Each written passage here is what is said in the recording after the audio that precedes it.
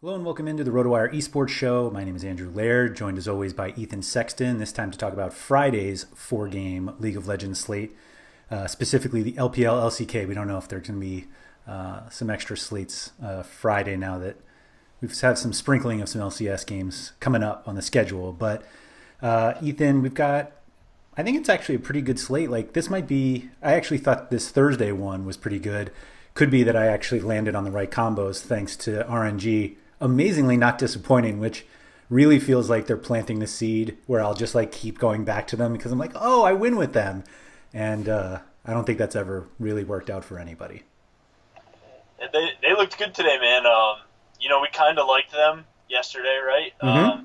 I think I said that I thought that they might lose that series, but that it definitely would be close. I think you thought it was the most likely upset if there was one. Yep, yeah, and they got the job done in pretty strong fashion. They looked really good today. So, Xiaohu, who was a question mark coming in just because he's learning a new role, he's been completely fine, and he even took some mid lane champion. He took a mid lane champion to the top lane today and performed extremely well on it, and really took Ben out of the series. And yeah, RNG looked really good so far this season, and they showed it against another team that should be one of the top teams in Suning today. So that was good for them, and it was good for you to be on the right side of it for once, right? Finally, yeah. The whatever GPP I entered, there was a 34-way tie for first. There was a solo 35th, I guess we'll call it, and then I was tied 15 ways for 15th, or for 36, fifth or sixth, whatever it was. It was it happens, I guess. We were saying with 4 games there will be less dupes, but there were still plenty today. So looking into Friday's slate, Top Esports back to tempt us. They looked better in their second game, at least, their second series. They are favored. They're the top favorite among the LPL teams. Rogue Warriors is next, playing against Estar. But the 2 LCK games at least have bigger favorites.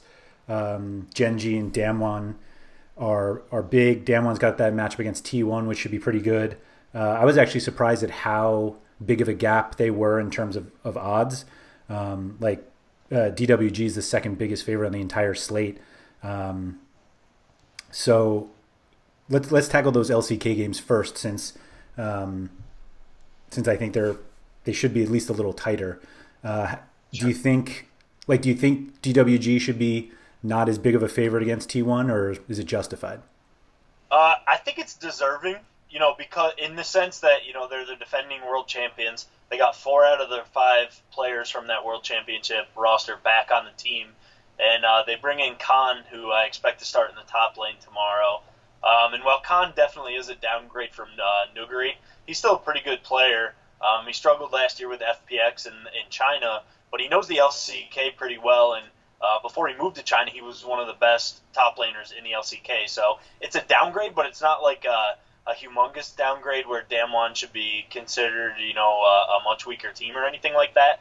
So I think in that regard, it's deserving that they're such big favorites just because they're coming off the world title and all of that stuff.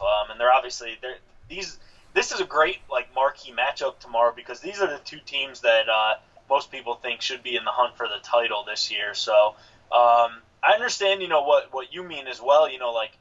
Since T1 are probably the other favorite for the title this season, maybe it's a little weird that Damwon are such huge favorites, but I get why they're priced that way and why the odds reflect that. That said, T1 obviously looked really good on opening day. They did drop a game, with this new look lineup that they're running. So you can definitely play the T1 side tomorrow as well because, they're definitely a live dog.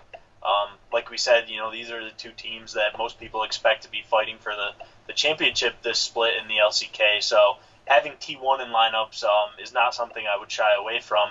But the caveat, of course, is T1 run that 10-man roster, and we should expect, since they won and didn't make any substitutes in their first series, that tomorrow they will play the same 5 players that they played in their first series. However, there's no guarantee. Right. And the problem, of course, as well, is the second LCK game on the slate. So there might be some scuttlebutt about their lineup coming out before lineup lock, but you're going to have to do some digging on Twitter, and there's not going to be anything official before lineup lock, unfortunately. I kind of wish DK would add like a late swap feature. That would be awesome. I think it would be challenging still, though, because obviously there's different price points for starters and substitutes, at least who they think they're going to be. I think the late swap feature would be kind of cool for situations like this, though. But I've seen some people talking about they wish that you just picked, like, instead of the individual players, you just picked, like, T1's AD carry. Yep. So then no matter who starts, you get them. I understand why people want that, and there was a former DFS website that only did League of Legends. I think it was around like right when DraftKings started doing League of Legends years ago, and they did that, and it takes away the headache when you're playing. But we already get so many duplicate lineups. If they did that, we would get way more even still. So I don't love that idea as much. I get why people would want it, but I think late swap could be kind of cool if that was something DK would add for situations like this, because it is Tuesday was a huge frustration Wednesday was a huge frustration when, you go to look at your lineup and two of your starters aren't even playing. But, I mean, like I said yesterday, it's on me. Just a thought, I didn't mean to go off on a tangent here.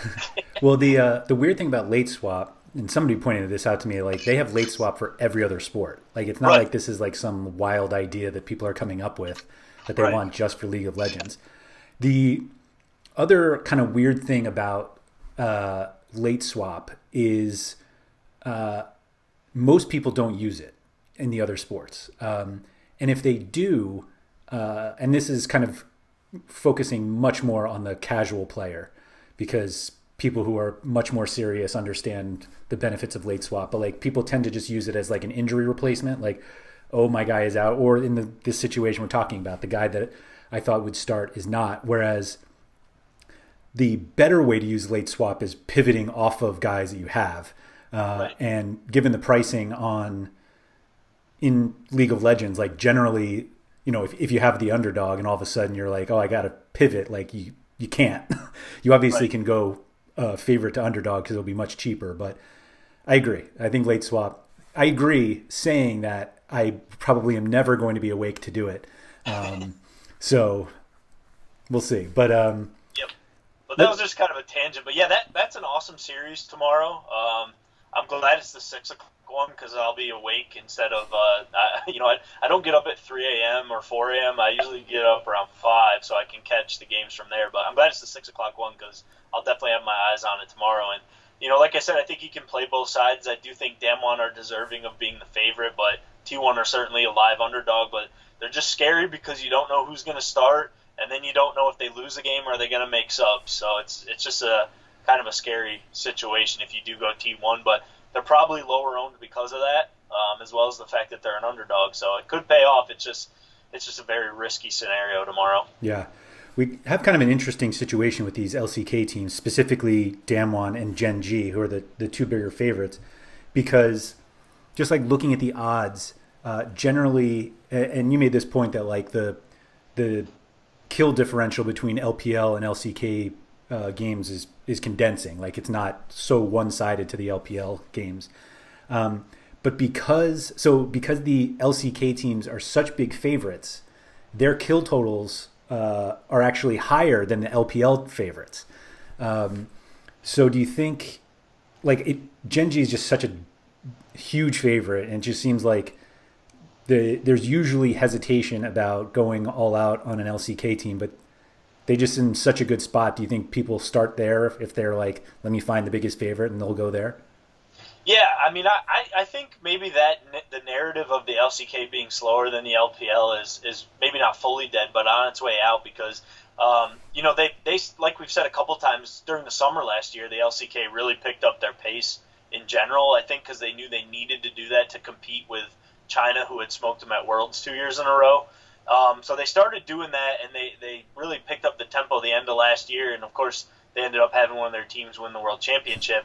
And so far the games, but actually this is for both leagues. I mean, some of the games have been slower, but, some of the LCK games have been higher kill totals.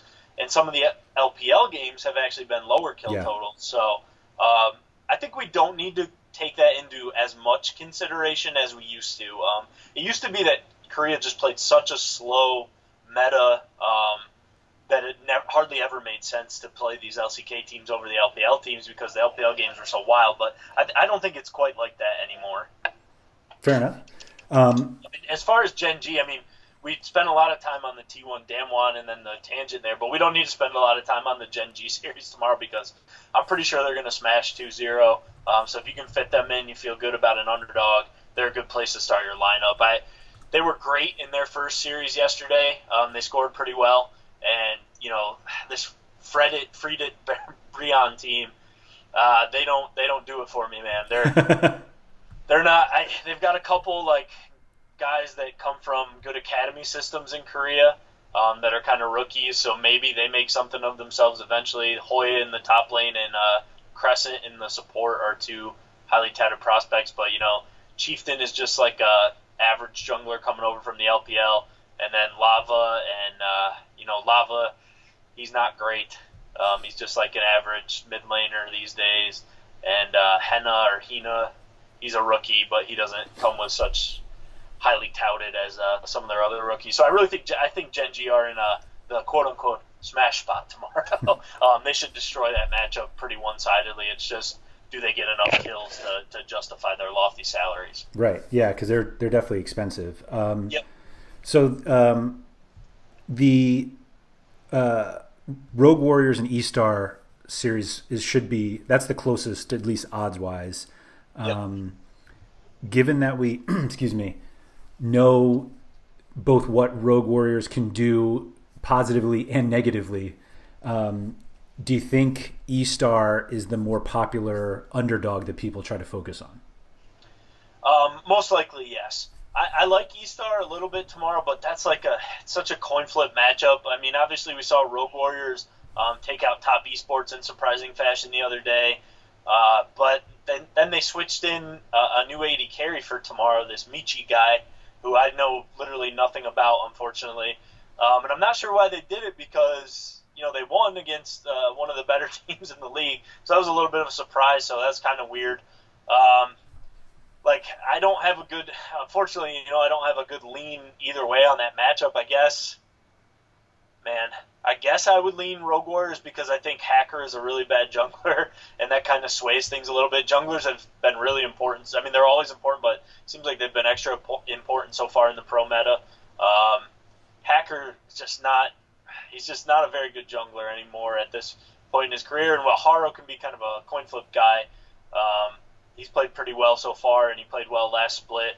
I would lean Rogue Warriors, but I think you could play both sides of that matchup too, Rogue Warriors I would have a lot more faith in, especially after they look so good against Top Esports if they had Zwuji, but unfortunately they don't have Zwuji, and we're going to have to see what they really, truly are.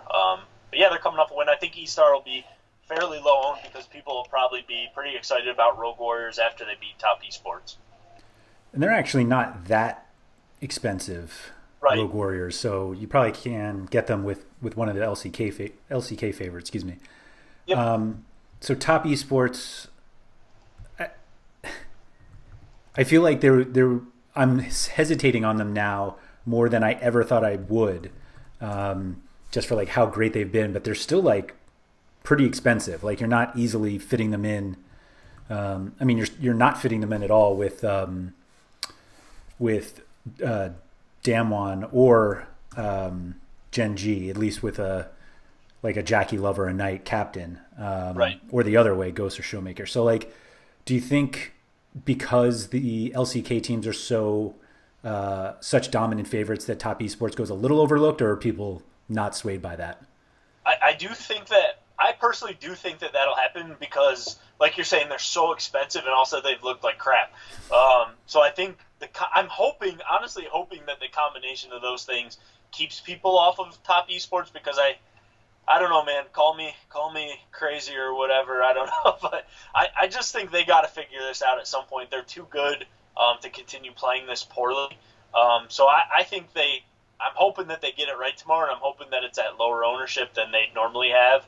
just because factoring in their prices and also the fact that they've performed so poorly to start the split through their 2 series. I kind of do dig this Rare Adam lineup. It's the former Vici Gaming, except they changed in Fofo in the mid lane, and then they just did a rebrand, and now they're called Rare Adam. But, I like some of these players. Like, I like Cube, I like Aches, I like iBoy, I like Hang. And slightly biased because the only time I've ever won a decently priced GPP for League of Legends was iBoy captain lineup. So I just, maybe I just have a soft spot for these guys. But I think that's a pretty solid lineup and a team that can fight for the playoff spot. But if top esports are on form, this is a team that they should wreck, though. So right. It's really a tricky thing because, obviously through 2 series, top esports are not on form, but they're too good to be playing this poorly. And I think eventually they're gonna turn it around, and it could be tomorrow at a lower ownership, So I'm trying to jump on the bandwagon early so that I can profit from it, because once they turn things around, people are going to be all over them again. So we're hoping it's tomorrow. But, if people are doing multi-entry, I would sprinkle in some Rare Adam, because top have looked awful, and this Rare Adam team is I don't think they're a bad team. Like I said, I think this is a team that can fight their way into the playoffs potentially. So if top are still going to be crap tomorrow, then I would sprinkle in some Rare Adam as well. Do you get let's say Rare Adam beats top and Estar beats Rogue Warriors, which underdog do you think scores more? It seems like Rogue Warrior, there are tons of points in any matchup with Rogue Warriors, good or bad, whether they win or lose. So, is it just an upside possibility for both of them? Oh, man. Yeah. I say that separately with, it seems like if GenG or Damwon lose, you're going to get points from, from the underdogs because they won, but it just doesn't seem like they're most likely to get smashed. Whereas we've seen Rogue Warriors get smashed and give up a ton of points, and Suning just destroyed TES earlier. So are the LPL underdogs the ones with the upside? Probably, yeah. I mean, I don't see I think T1 has a lot of upside as well, just because they're a very good team, obviously. So if they win, they should score a lot of points as well. I just can't even see this Friedit Brian team winning. So I'm not even considering the fact that they'll win. So that's I'm fair. taking them out of the equation completely. But I think T1 had the highest upside as an underdog, because I think they're a really good team, and I think that could be an explosive series. But look, to your point, Estar are the worst team out of these underdog teams, except for Friedit Brian. Brian, I don't know how to say it, man. I got to listen tomorrow. But Estar are the worst team except for them, so I feel like the upside isn't as great with Estar. Okay. But to your point, Rogue Warriors give up a ton of points and losses, so maybe they are. It's hard to say. I would kind of lean T1 as the best underdog, even in the toughest matchup. But then after them, I think it would be Rare Adam, because I think they're the second best team. And if top esports are not on still tomorrow, then maybe they can put up some big points as well, because they are a solid lineup of 5 players. That makes sense. Do you think people stick with the mostly ADC captains? That's the way I'm still leaning at this point in the season. We've seen some big performances from mid laners, but it still seems like, for the most part, that the biggest point totals are coming from ADCs so far. So tomorrow, I have 3 lineups made right now. 2 of them have 80 carries in the captain spot, but one does have a mid lane captain spot, so I am running double mid in one lineup as well. So, but it just seems like 80 carries right now are really the ones taking over these games. Any chance we get enough out of Canyon and Karsa to get a double jungler captain work with, so you get Damwon and top esports? Yeah, junglers have been putting up pretty good point totals as well. So that's a way you can look, and it might be a lower owned way as people try to jam in mid laners and 80 carries. So I don't hate it, that's for sure. And sometimes in cash, that's the safest way to do things, because you really can't fit 280 carries from favorites in your lineups without taking on some risk somewhere. So especially in cash, the double jungle is a pretty safe. It's kind of like the low floor or the high floor low ceiling way to go. So for cash, that might be the safest bet, honestly. Yeah. Yeah, it seems like people do it just to ensure they get two favorites, and then Right. simple as that. All right, cool. If you guys have enjoyed these videos, feel free, or please hit the like button below, and feel free to subscribe. You can also hit that bell for a notification every time we have a new video coming up. We've been doing these daily, and I think we have plans to keep doing them. So if you would like to try out RotoWire, we have all these League of Legends stats on the site. I'll probably be doing a video sooner rather than later going through kind of how you navigate the site to get to all of them.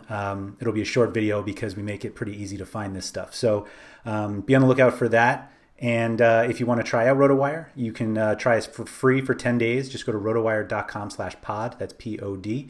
And you get access to our subscriber Discord as well, which has been pretty hopping with the esports talk, the League of Legends talk. Now that the slates are going on. So, Ethan, thank you for that, and good luck on Friday. All right. You too, man.